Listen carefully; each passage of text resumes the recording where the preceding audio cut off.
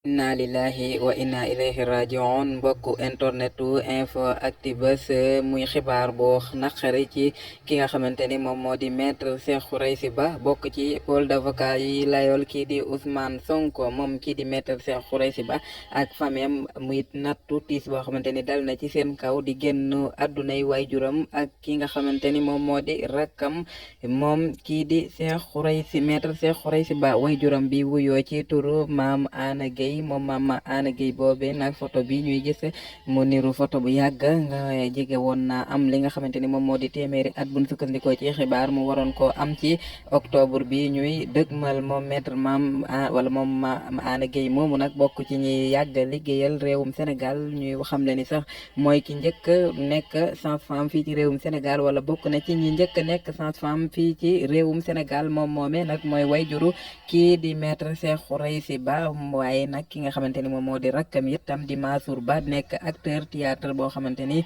ku siiw la woon rawatina série bi ñu doon wax Golden moom itam mu bàyyi koo fi ni ki tey ji ba ñoo ngi koy waajal ni ngir yóbbu ko fa nga xamante ni mooy dëkk bu sell ba di Touba kon daal moom ak wayjuram bu jigéen bi di maam Ana Gueye rawantewun sax lu mat 48 heures di ñaan yàlla mu dal di leen di yërëm woyefal suufu Touba ci kawam xaare leen ci àjjana ya gën a kawe waaye mayit ñi nga xamante ni ñoom ñoo di seen xala seeni njaboot may leen xolu muñ waaye itam ñu nekk nin ko waxe rek ay nit ñoo xamante ni nit ñu yàgg service seen yu yàgg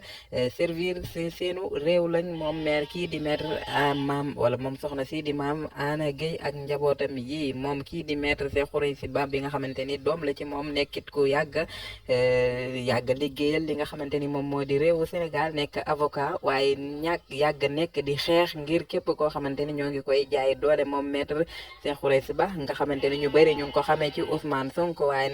nekkul ni ci Ousmane Sonko la tàmbalee mu nekk ku yàgg xeex liberté fii ci réewum Sénégal ak bitim réew moom sax mu ne bokk ci avocat yi fii ci baro Sénégal waaye bitim réew itam mu inscrire ci baro yu bëree bëri moom maître Cheikh Khoureyssi Ba yàgg dem bitim réew di taxaw ay néew ji doole moom bokkoon na ci sax kii di Ablaye Wade mu nekkoon avocat am nekkoon it directeur publication bu journalu Ablaye Wade boobu di kii soppi moom maître Cheikh Khoureyssi Ba ni ma ko waxee rek mu nekk yàgg xeex ngir képp koo xamante ni ñoo ngi koy jaay doole wala sax képp koo xamante ni way néew doole nga mu taxaw ngir jàppale la comme ni nga xamante ni la ko way juróom bi nekk woon fii ci Sénégal ba ci rakkam bi nekkoon acteur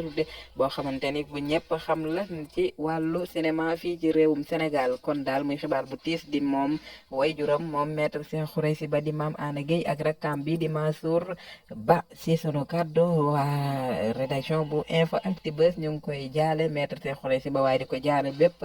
képp koo xamante ni yaa ngi yeewoo fii ci réewu Sénégal di ñaan yàlla yërëm leen jéggal leen tàbbal leen ca àjjana ya gën a kawe jërë ngeen jëf info Actubuzz